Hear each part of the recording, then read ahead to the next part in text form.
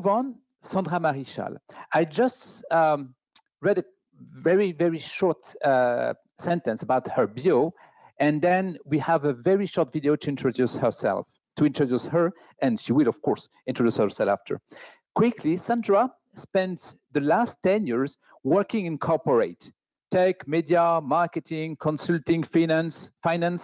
By the way, she's an ESSEC alumni. She didn't mention that in her bio, actually, but I have to say that she is an ESSEC alumni. She is working in Europe as well as in Asia Pacific. I met her many years ago in Singapore, before she has decided to quit at all and start sailing around the world. She is a round-the-world sailor in the Clipper Round the World yacht race 2019-2020 on board UNICEF. She's been to Antarctica twice, one with the famous Robert Swan, and then as a UN woman ambassador. Sandra is also an engaged activist in Singapore, raising awareness about environmental impact of aircon systems. She founded the Up 2 Degrees movement and successfully lobbied the government to change public spaces regulations. She is a founding partner of Her Planet Earth, focusing on empowering women to fight climate change, and if she had one wish, it would be to see more women going on adventure and protect the environment we thrive in. Thank you very much, Sandra, for being with us. Welcome, and we can just launch the short video.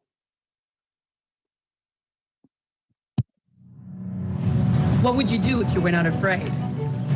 After 10 years of working way too many hours and ticking all the boxes, I decided to quit everything, chase my wildest dream, and sail around the world. I'm Sandra Marichal. I'm an explorer, an adventurer, and about to become a circumnavigator. I'm joining the Clipper race around the world, setting off this September 1st from London and returning to London 11 months later after sailing around for 14,000 miles. I'll be competing against 10 other 70-foot Clipper yachts, but together we'll be raising funds for the UNICEF to help them keep children worldwide safe from danger. I'll be racing day and night, crossing the Atlantic Ocean 3 times, braving the massive 10 meters wave of the Pacific Ocean, fighting extreme temperature on deck and down below.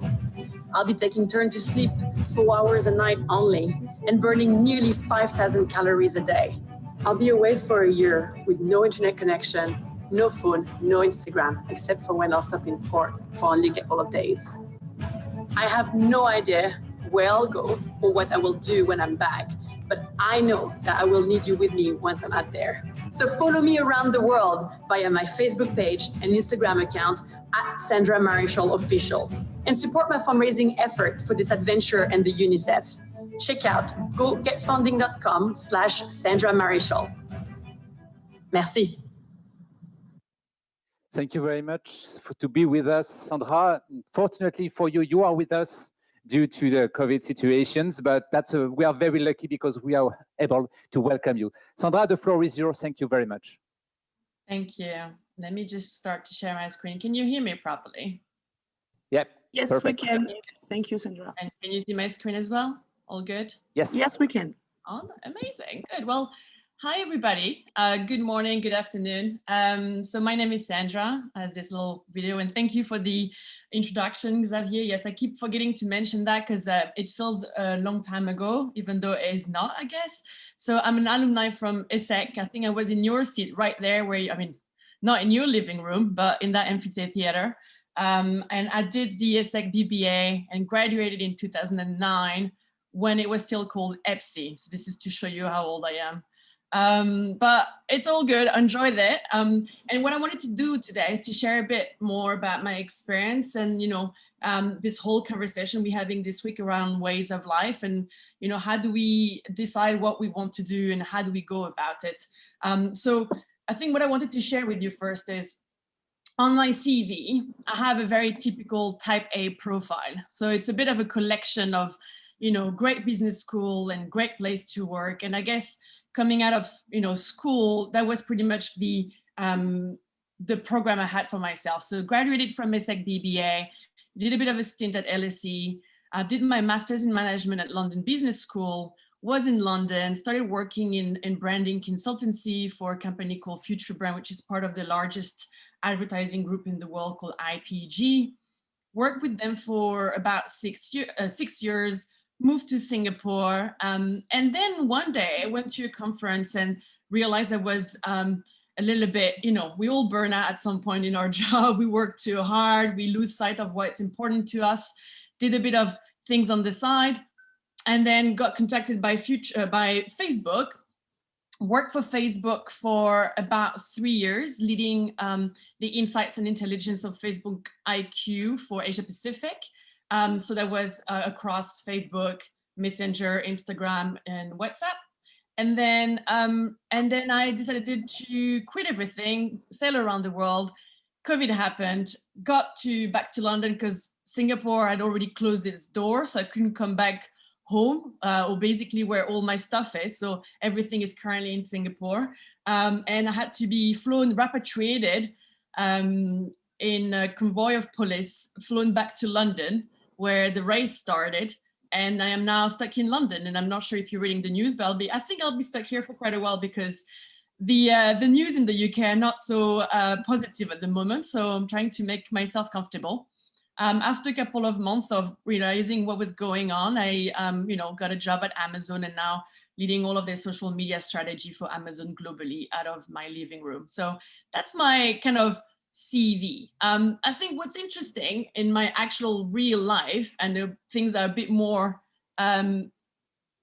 fascinating, I'd say, that's the double life I'm living. And this is to show you that you can do both. You know, if you start thinking about what you want to do in your life, what's important to you, what are the big topics you want to tackle, do you have to choose between a career or going into entrepreneurial aspect of your life, or going into NGOs and nonprofit? Well, I'm here to say that there's no such thing as making a choice right now. You can actually do a lot of things at the same time. So as Xavier mentioned, in Singapore, I had a bit of a wake-up call, working in consulting, started up 2 degrees, managed to lobby the government without getting kicked out of the country, did change the regulation. And after a year of fight, I went into part-time job and ended up advising the government on environmental issues. As I did that, I went to Antarctica once, the first time as part of a large organization, but the second time very much self-led on my own as a UN Women Ambassador. Actually, we were 4 women with 2 female guides, and we did climb the summits with the first ascent of 2 summits in Antarctica, just to make a point and raise awareness that women can do things too. And when we got back, we managed to raise funds for UN Women, about $17,000, to support women in Asia Pacific, specifically Cambodia and Vietnam, who are impacted by climate change due to sea level rise or dramatic climate events. What I also did was then that was at some point later on, but after I worked at Facebook for a while, decided to quit it all. And after 10 years working in corporation, thought to myself, well, this is it. I've made it. This is pretty much the promise I had made to my parents and my banker when I took my student loan. I did, and I'll explain that a little later, but I don't come from a wealthy family. I had literally no money to start with. I took a loan of 40,000 euros at the time when I started my bachelor's at ESSEC. It took me 10 years to pay it back. And since then, I've literally been working to save to then do the things on the side. This is how I finance my lifestyle.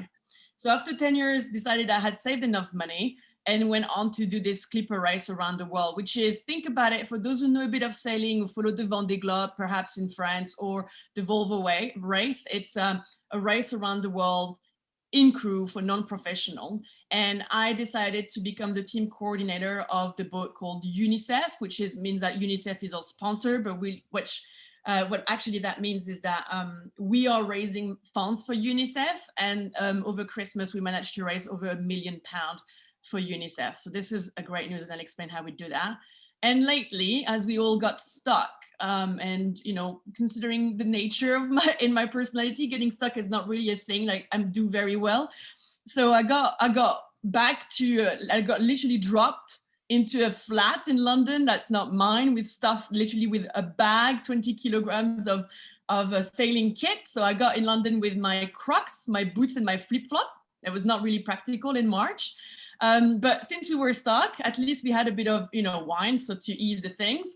But started working and working on a book. So I wrote a children's book, explaining my adventures, trying to trigger and help inspire young kids and young girls specifically to go on adventures all around the world. And all the proceeds of my book are now given to UNICEF, because it's the whole idea, right? It's allowing the kids whose parents can afford to buy the book, then to finance the kids who can't afford that. So that's pretty much my CV in logos into a nice fancy slide. So, but what I would like to talk to you about is about that latest adventure, just to show you, now that you have this idea of me being this corporate girl, doing my business schools, going to work, what life can actually be. And when you come back in the middle of a pandemic, you can still kind of land on your feet.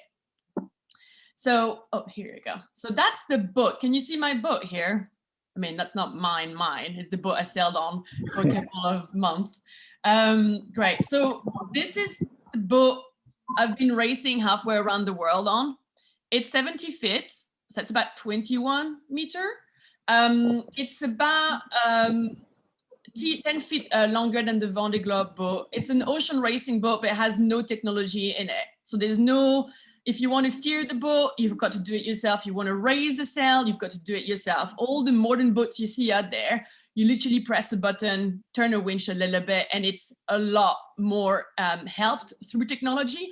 These boats are designed to be very mechanical, so that if we have a problem at sea, we can repair them, because we are not sailing or yacht engineers professional, right? So we have to learn to do everything ourselves, which is why it's the basics of the basics. The main sail weighs about a ton, and we have to hoist it ourselves. Same thing for the sails that you can see at the front of the boat, the head sails. Now, as my little video showed, I was racing against 10 other boats across oceans. And this is the route that we've been taking. And this is where we stopped, thanks to COVID. So before I get into the details of this kind of way of life of my last kind of year and a half, I just want to clarify a few things and some of the myths that you may have about sailing, especially if you had some really good, enjoyable time in Europe or in Asia. That's what people think when I tell them I'm going sailing for a year, right? Champagne sailing with a handsome man. That's not the case. And you're out there and it's sunny and you're all wearing makeup and it's great and you smell good, which is also not the case when you're doing ocean racing. That was not my lifestyle. So now let me show you exactly what I lived in. This, ladies and gentlemen, was my entrance, my kitchen, my storeroom, my living room, the TV room, we had no TV, no internet, and the office. And those two benches on each side were literally where half of the crew were eating 3 times a day with 1 spoon and 1 bowl, which we would barely rinse with seawater. That was my life for about 7-8 months. That was the kitchen and the dishwasher, so the cooker and dishwasher. The reason why it's tilted is because most of the time the boat is tilted at about 30 degrees angle. So it's not very practical to do anything, or you've got to learn how to do rock climbing if you want to be good at sailing or yoga. That was our wardrobe. So before when you go to work, when you go to, a night out, obviously I had all the dresses, all the beautiful shoes. I do wear makeup too, even though I'm an adventurer.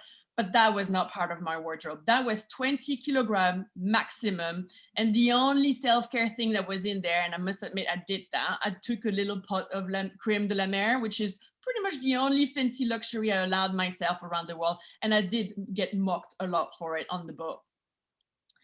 Toilets. A lot of people ask me that question, like, is this happening? So first thing I need to tackle, there's no shower. Nobody showers on the boat, and I'll explain how we do that. And that's the toilet. There is no toilet seat. You sit straight onto the ceramic and you flush by pumping. So that sounds easy when you're static and flat, but imagine being at 30 degrees, you have about 4 to 5 layers, you're soaked, you're wet, you're tired, and it's the middle of the night and you're in this red light, and this is what you have to do to then, you know, get along with your business. And there's no door, it's just a fabric that you zip down. So not a lot of intimacy. My beauty rituals, if you are interested, because I know during the COVID pandemic, a lot of the TikTok videos were about your beauty rituals. That was it, pretty much. There was me at the back of the boat trying to clean my face with a bit of water that I had to take on my drinking water ratio.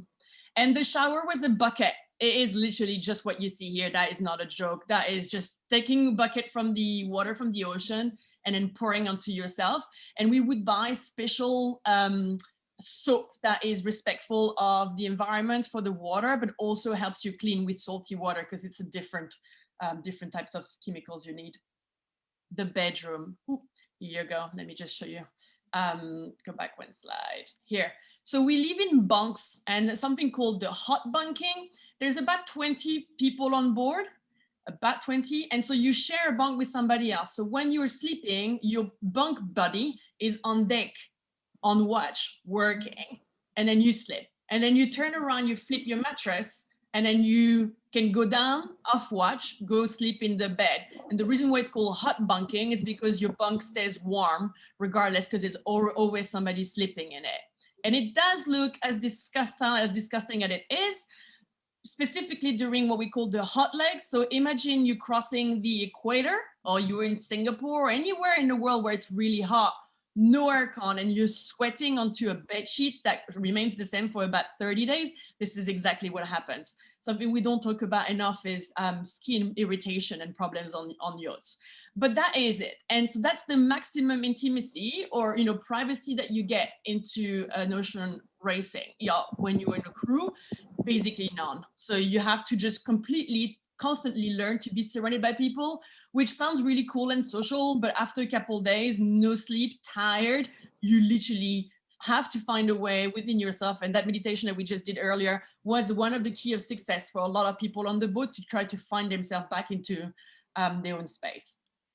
Other views of what the bunk looks like. So you just really realize how tight it is. So if you're a bit claustrophobic, maybe sailing is not an idea for you. And you can see on the middle picture here, the little fan, that's the only kind of thing that we have available to luxury and comfort. They're plugged to a power bank that you have about 2 hours to charge on a daily matter. Because, you know, you've got 20 other people who want to charge the power bank. Now this is my neighbors, my night out, my cinema, my internet, and the cloud. So basically what happens is you stop life as you know it, you completely disconnect for days at length. You hear no other voice, you smell no other smell, you see nothing else but cloud and the horizon around you constantly. There's a few people who freaked out when that happened. When you start losing sight of shore, it's a weird human reaction, which is you're starting to panic because you're going away from something that you know and grounds you.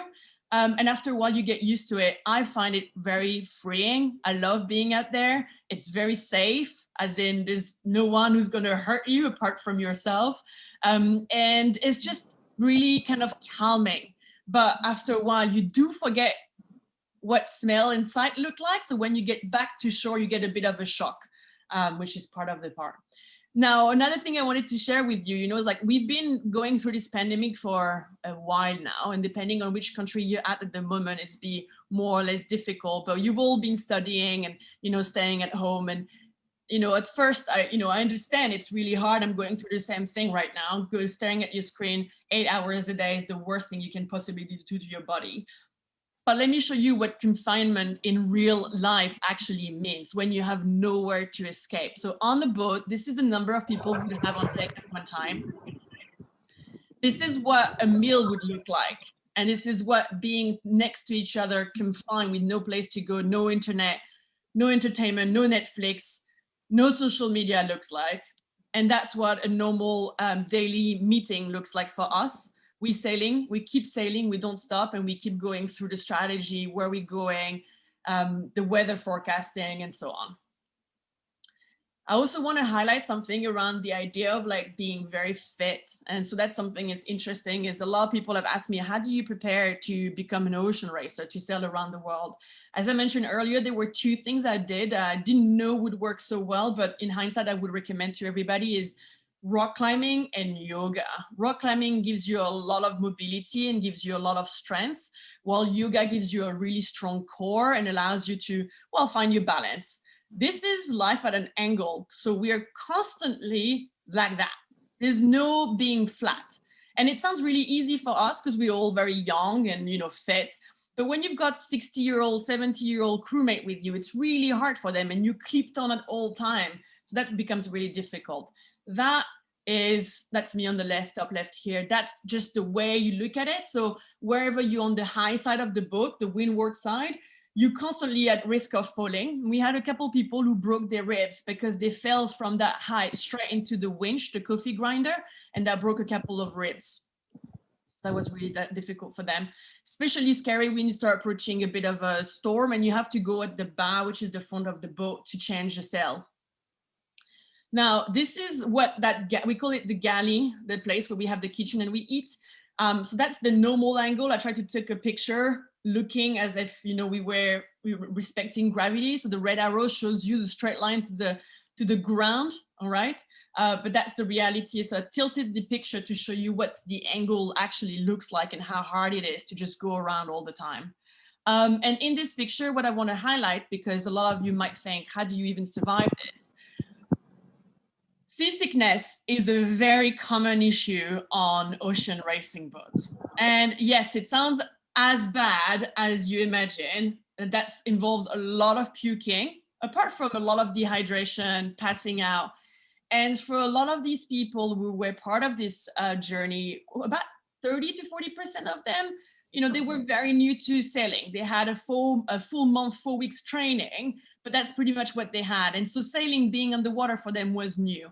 And so that involved a lot of seasickness. It got so bad at the point that we just were hanging the bucket straight from their bunk so that they could pull the line and puke in the bucket straight away. And then somebody would come around every hour to empty the buckets.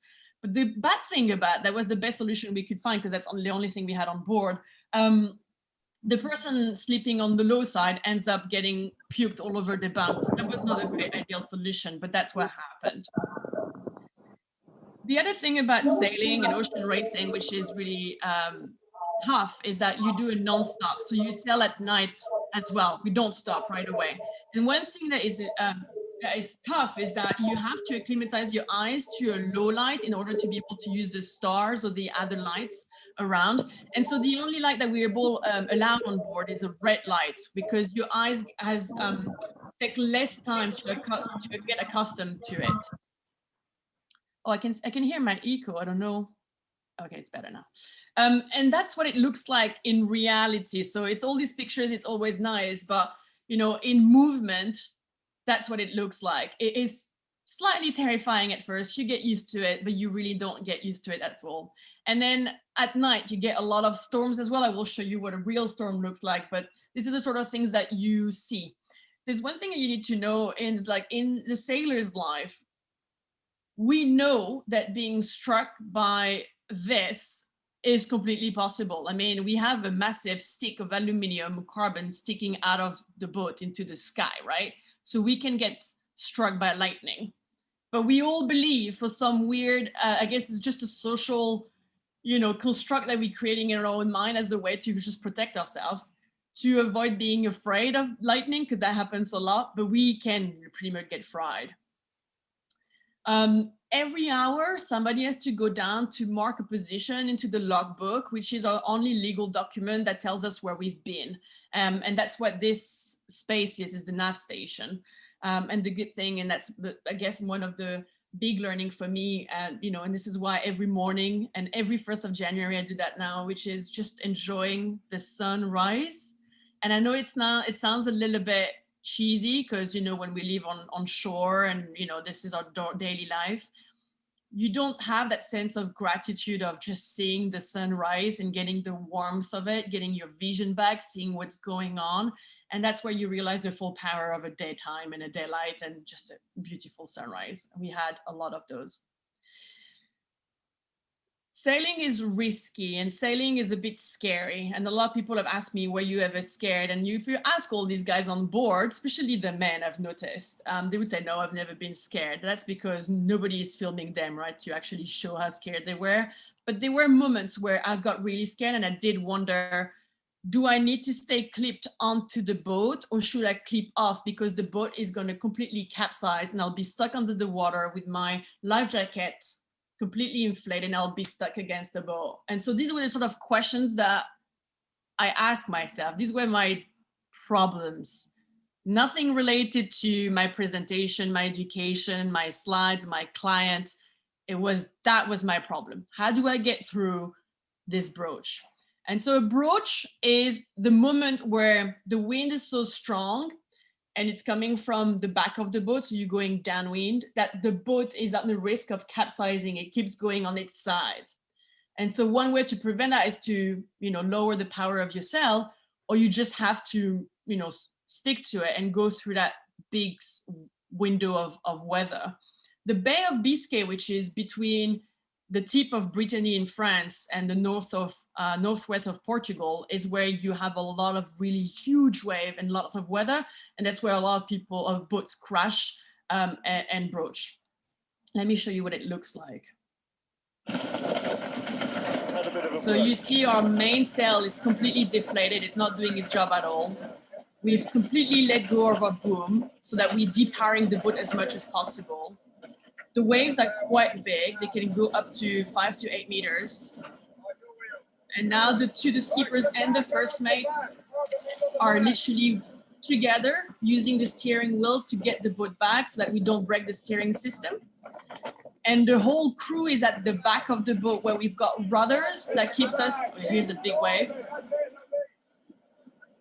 And then we all go at the back of the boat to keep the rudders in the water so we keep the stability of the boat. We stayed behind this at the back of the boat for about 6 hours non-stop. We were all standing together. And that's the sort of experience where we clipped onto the boat, we're waiting, we're doing our job, which is just to put a ton of weight, literally a ton of people at the back of the boat to keep steerage of the boat.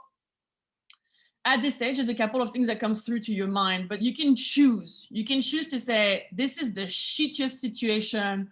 Why am I here? Why am I stuck in this space?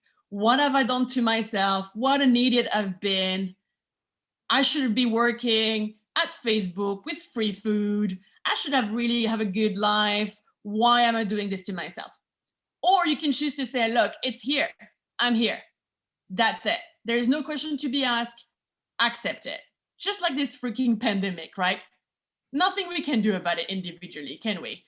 So just be here and then think of the best way to entertain yourself, to pass the time, to learn, to grow, capture your emotion and understand what's going on. And if you're surrounded by people, if you're lucky enough to not be on your own, then share.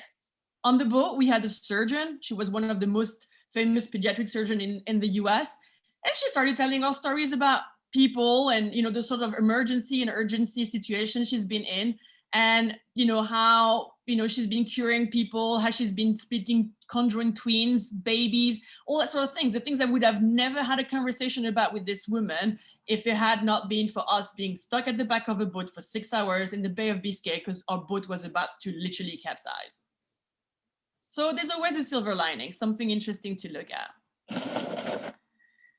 Another thing I want to highlight, because a lot of people have asked this, is the storm. And I love this because it really is a massive parallel between what you're going through in your everyday life, which you think, oh my God, worst situation ever, terrible, I can't control it, I feel overwhelmed, I feel stressed, I don't know what I'm going to do, and an actual storm in the ocean.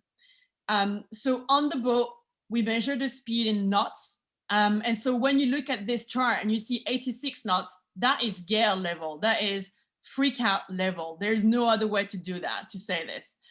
And I don't know if you guys remember this, and that was in end of 2019.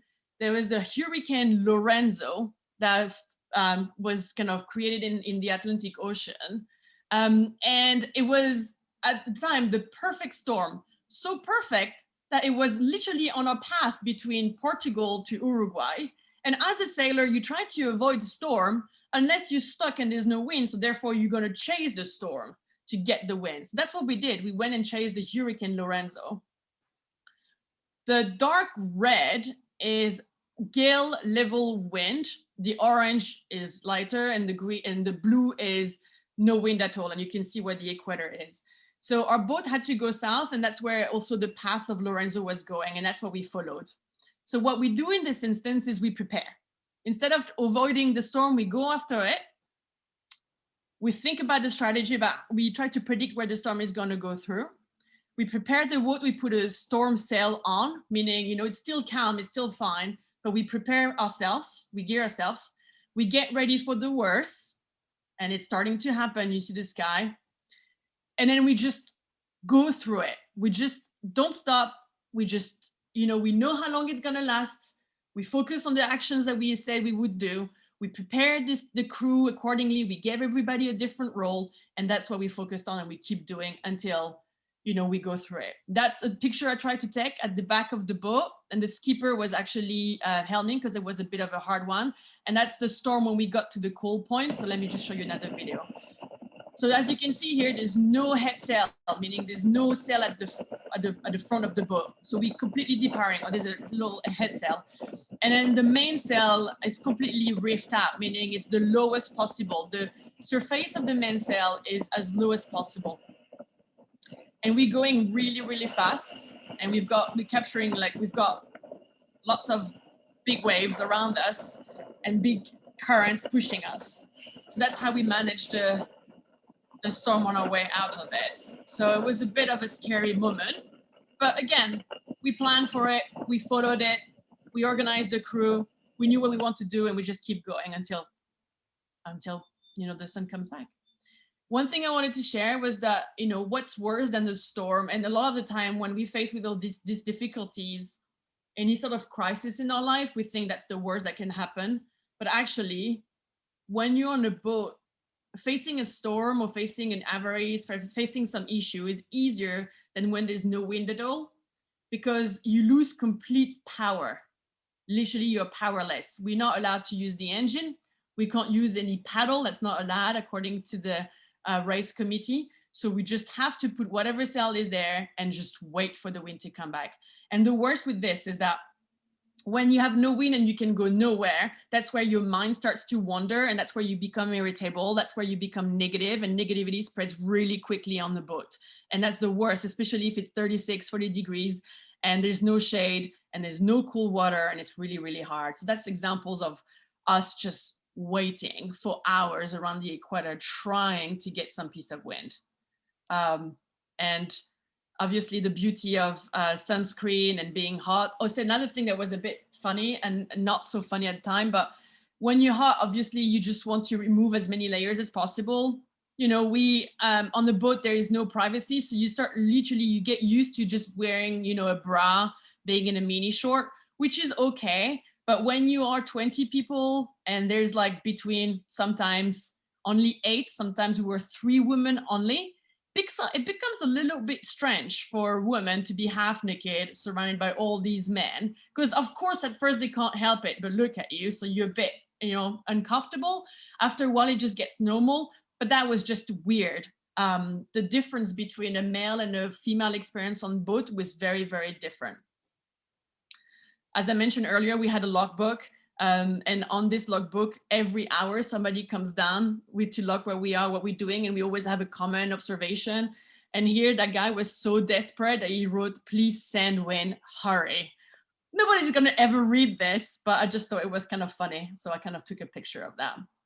And then lastly, I want to highlight the hard things about sailing, but the boat breaks. So we had that big sail, it's called a spinnaker, and then it get trashed in the storm, and then you spend 3 days in the sail locker at the front that goes up and down, and it's hot and disgusting, and you repair the sail because you only have that one spinnaker. So that's the only way to go about it. And that's the only use of the hairdryer that we had, as you can see by my hairstyle over there. I had not showered for about 20 days on that picture. Nobody can notice. So just to show you that the showering is not necessary, if that makes you feel better.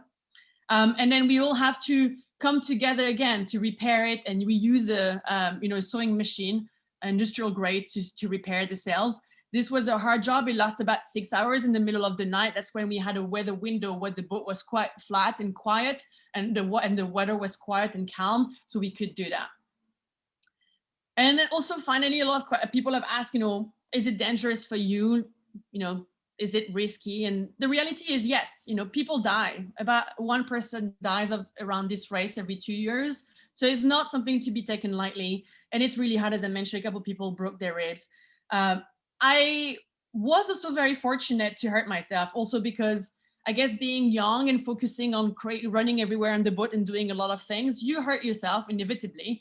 The left is me breaking my phalange. It got swollen, got ibuprofen, and kept going back on deck, which is fine. The middle picture was me being a little bit idiot, trying to pull the boots, and the carabiner went through my finger. So I just removed it, bleeded it up, put a bit of a plaster around it, and a day later was back on deck, just trying to keep it as dry as possible. Remember, we are in a sea situation, means like everybody gets, can't really rinse anything, and it always salty and get infected. And then the best story of all, I guess, for me is a big memory. It was really hard, but just to show you that when you choose a way of life that's slightly different for the corporate world, you may expose yourself to some danger. Highly encouraged, but be careful. If you see that little piece of metal at the back there, it's holding a line that goes to that big sail, the spinnaker, and it's extremely loaded, meaning it's got a few tons of strength. It's pulling a boat that is about 500 tons. So think about that. And it's a huge piece of metal. And that piece of metal broke and literally went onto my hand. So that's me there. Inside the galley, I was carried down, I passed out. Luckily, I was attached to the boat. The piece of metal went onto my hand, and at the time we didn't know, broke it completely open. And that was the famous surgeon who's doing this race around the world, trying to stitch me back within the next half an hour, 4 stitches, and without any anesthesia. Just a bit of, they gave me 2 Panadols, and then they thought it was going to be okay, and they started stitching me back.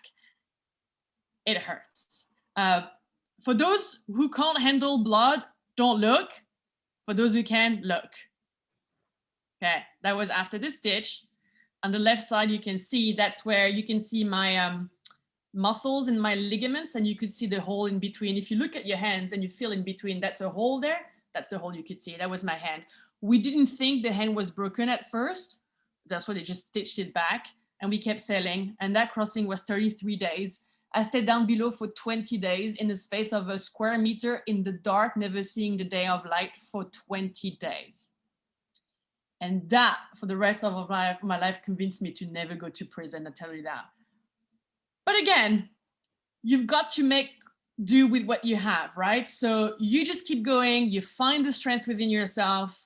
You could either think this is the shittiest moment of my life, and that was, I tell you that, or you just can be like, pick it up and be like, I'm doing what I wanted to do. I'm crossing the ocean from Cape Town, South Africa to Australia via the Southern Ocean in the middle of nowhere, where literally even shipping boats don't go. So that's me there trying to keep a smile on, or using an ice pack to try to cool myself when I was sleeping, taped with duct tape, because that's the only thing we had. That was the real mental strength I was on. So it wasn't pretty. Back in my bunk, all I was doing is crying and being sorry for myself. It was horrible. So, if you guys are always exposed to other people who are, it takes a lot of strength and courage to do what we do, but at the same time, we are normal human beings, and we just have to learn to cope and be resilient. And then removing the stitches, that's all still within the same crossing. So that's a long crossing, ocean crossing. And then when we got to Australia, it turned out my hand is completely crushed. The surgeon there saw my hands and said, it looks like somebody took a hammer and hammered it onto your hand. No wonder why I was really in pain.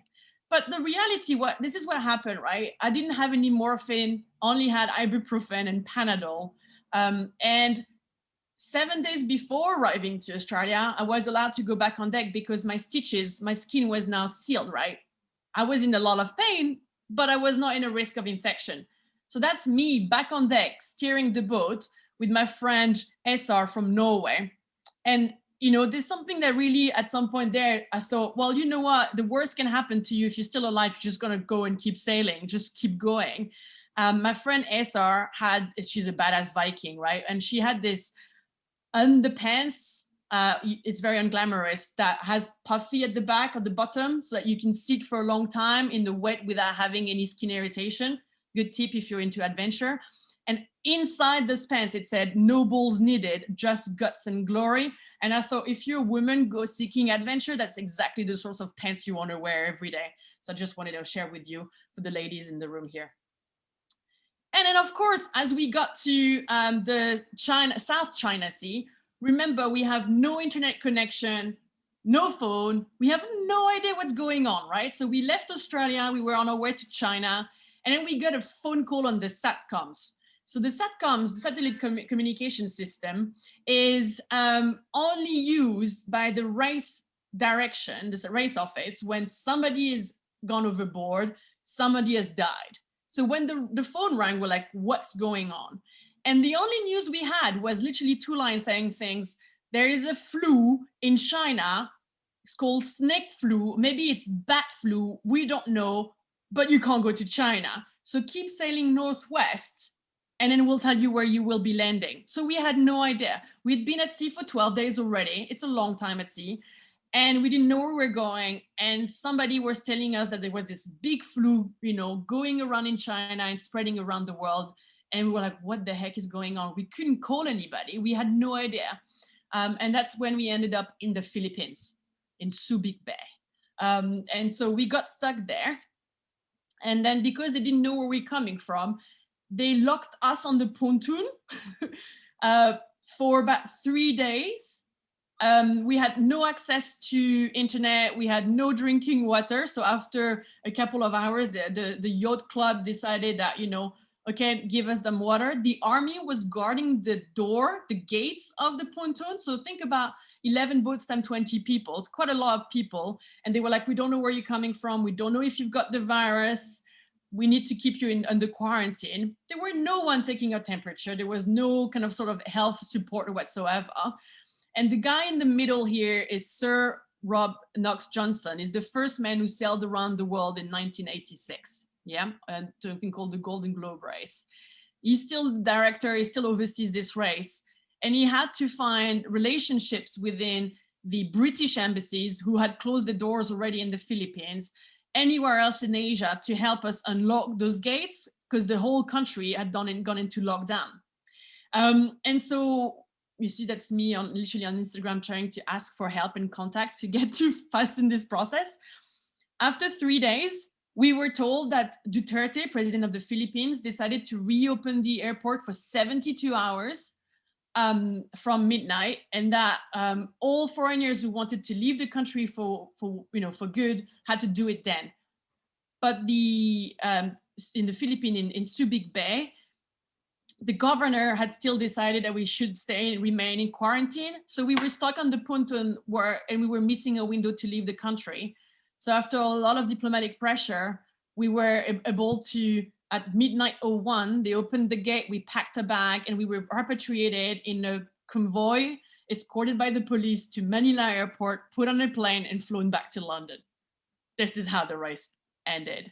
So it's was a bit of a shit show, but nothing bad. And this is where the boat is right now. It's in the Philippines, along with the other boats. One guy stayed behind. We're wondering if he's going crazy. He's on his own and he's taking care of all the boats. And that's what's happening right now. So we're just all waiting to be able to get back, hopefully when the vaccine is in place. As I mentioned, I got back to London, had nowhere to go, no idea what to do. That was not a plan at all. And so I decided to spend some time to write some of my story, and then wrote a children's book called Around the World Wanderer, and I'm hoping to inspire children to sail around the world or just to go on their own adventure. I've created the things you do when you're on lockdown. I've created a bit of a Shopify account. So there's this online store there. You can purchase the book wherever you are in Europe or in the world. We're shipping internationally, and all proceeds go to UNICEF. So that's the important part. And here's some images. The funny things, I think it will be interesting for you guys. I didn't have any illustrator. I didn't have any plans. I'm not an author. And when I had this story, I literally went on Instagram, said, anybody knows any illustrator? And I got a few people answering my Instagram question and met this girl on Instagram. She's in Singapore, never met her in real life.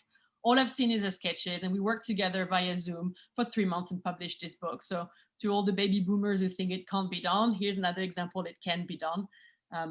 And so, yeah, that's sort of an illustration that she did.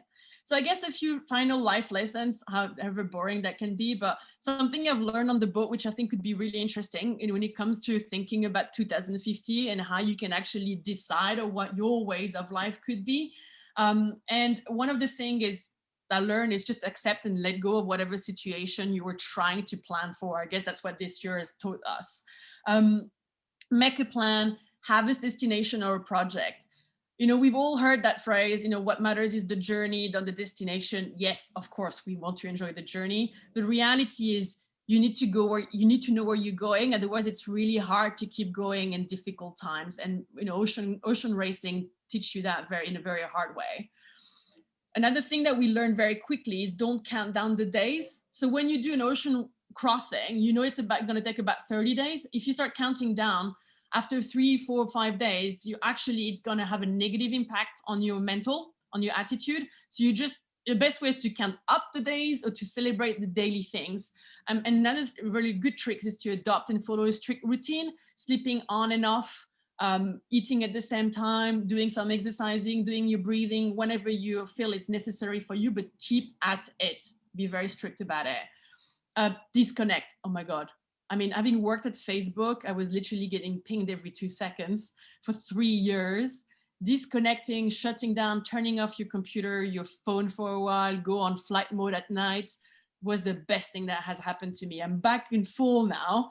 So I'm not saying this is the way of life. I'm not being, you know, unreasonable here, but whenever you can have those 3 days or 1 day of like just shutting it down, go for a long walk.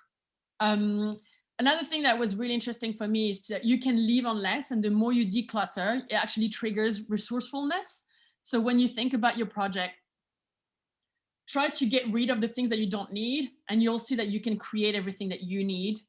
Another thing I've learned, and I don't know how much you guys can do that because you have to stick to a schedule, sleep efficiently. So having to sleep on and off for 4 hours in 6 hours, you've got to learn to rest in very short period of time. Excuse me. And when you're awake, you've got to be awake very effectively. And now I do that at work. So when I got hired at Amazon, I told them, look, I know you guys have like office hours, like between 8 to 5 or 9 to 6. The reality is I'm going to work from 7 to 1 p.m. Then I'm going to take a break until 4, 5, and then I'm going to work from 5 to 8 p.m. I have to nap, mandatory, non-negotiable, and I have other things to do in my life that requires for things to be open, shop to be open, things to do around, daylight is needed for a run. And so that's how I know I work most effectively. So my working hours are super effective, and my non-working hours are really effective in whatever I want to do as well. And I sleep as much as I can. Be aware of negative thoughts. I know it sounds silly, but you don't realize how much they spread. And then if you voice them, it's a super big danger. On the boat, you're allowed to have negative thoughts, but you can't voice them, because if you voice, then you start polluting and poisoning other people's thoughts as well. And it goes like wildfire. As I said earlier, showering is a social construct. I thought that would be an important life lesson for you guys. If you don't shower for 30 days, you stink. But I mean, who's going to smell that? No one, right? We're in a pandemic, we're at home, nobody cares. Don't worry about it. Plus, it's good for your skin, ultimately. And then the last thing, I guess, is be present. I think for me, a big shift was, you know, shifting from being at work, being at school, to then be very productive. And I was focusing on unit of productivity in my daytime. I have to have a to-do list, I have to check, I have to be productive.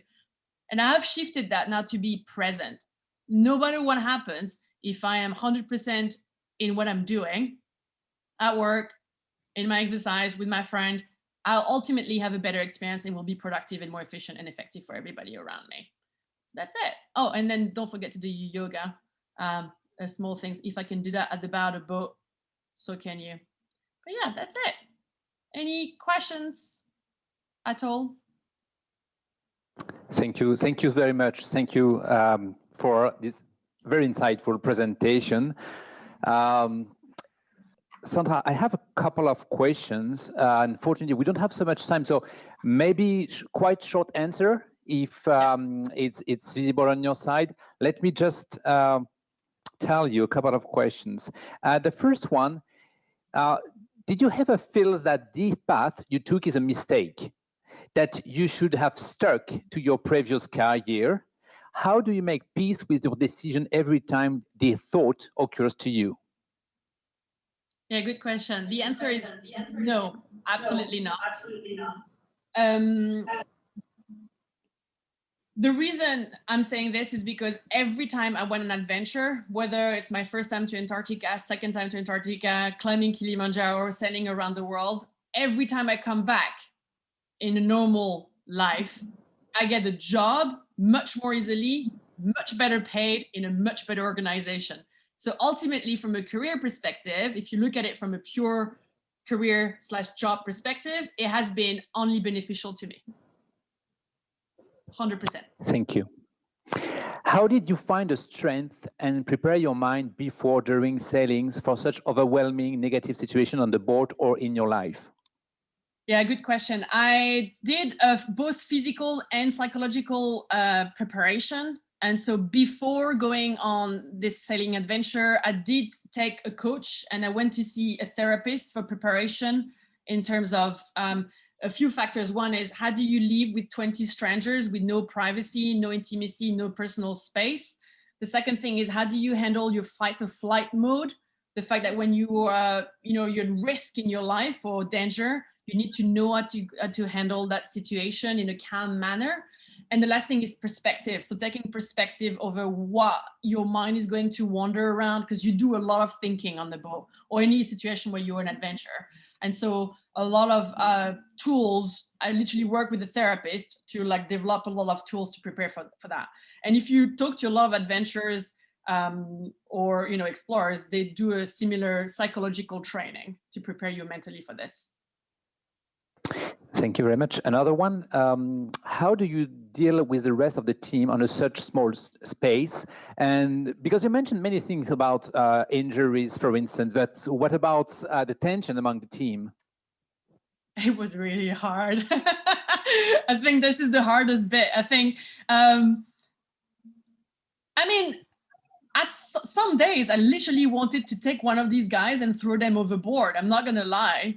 And then you try to sleep or rest for an hour and you're like, okay, empathy. Where is this guy coming from? Why is he saying this? Okay, he's a little bit older. Cool, he doesn't have the different understanding. He doesn't have the background, doesn't have the training. He's more scared than I am. So therefore, it is on me to have the strength to step back and to be the adult. But at the end, as there were days where I'm like, why is it me, who's the youngest female on board, who has to be the adult? So it was really hard. And I guess empathy and kindness, we had a big sign in our boat, which was be kind. Be kind. And be kind for us was the motto. Always, whenever a situation strikes you, what is the kindest way of replying or responding? No one wants to be harmful. No one wants to be an asshole. It just happens, right? And we all assholes at some point in our life during, and I'm pretty was a bitch as well. Sorry for all these bad words, guys, but we've been there. And so it's just a matter of pause, breathe, reflect, be kind. Okay, let's move on together. That's all. That's how I kind of coped with it. Maybe last question. How actually you continue to deal with corporate issues about climate change, climate activism, and so on? Yeah. So the good thing is now what I do is I bring all of my adventure, exploration experience into the corporate life. So now I work for Amazon. I mean, there's a lot to say good and bad about Amazon. During my last 3 months, what I've done is I've worked with their sustainability team. We've reshifted budget around, the Christmas party and all this stuff that they do in the corporate world. And we reshifted that to reforestation, ocean saving initiatives. And that's the sort of things that I now have the power to do in my corporate life. And then in my next project, what I do now is every time I go on on an adventure, I seek out sponsorship, either in the form of course, support, but also in terms of initiative. Is there a brand out there or corporation that's keen to help and be on the same path and associate themselves with what I'm doing? And so we can then help them through that transition towards more sustainable. And in this case, like we're looking into, supporting kids, we're looking into cleaning or supporting ocean cleanliness, if we can, to some extent, reduction of single-use plastic. So there's a lot to be done. It can be done in very different ways. And I used to think we have to pick one topic and do it well. Now I'm all about, if you've got a voice, if you've got exposure to one thing, just shoot and do whatever you can to achieve what's needed. And to circle back and finish on that, that meditation that we did earlier, there's always one pain point for me. Was that one thing is like, what bothers me the most right now in my life? And it changes, right? It used to be aircon in Singapore now, and then it was like, supporting UNICEF, but also like plastic literally bugs me. It bugs me because the ocean is full of freaking plastic. And, that's what I'm going to focus on right now. And it might change in 10 years time, and that's okay. But right now I'm going to use my effort and my energy to do that. But yeah. Thank you, Sandra. Thank you. That was a great pleasure, a great honor to welcome you for this Imagination Week. Thank you. We have to stop here because we have another session, another workshop, and then other speakers. Thank you again, Sandra. Happy New Year to you. I wish you the best. Happy New Year. And hope to see you soon in Singapore or somewhere else. Thank you so much. Good luck. Thank you again. Bye. Thank you.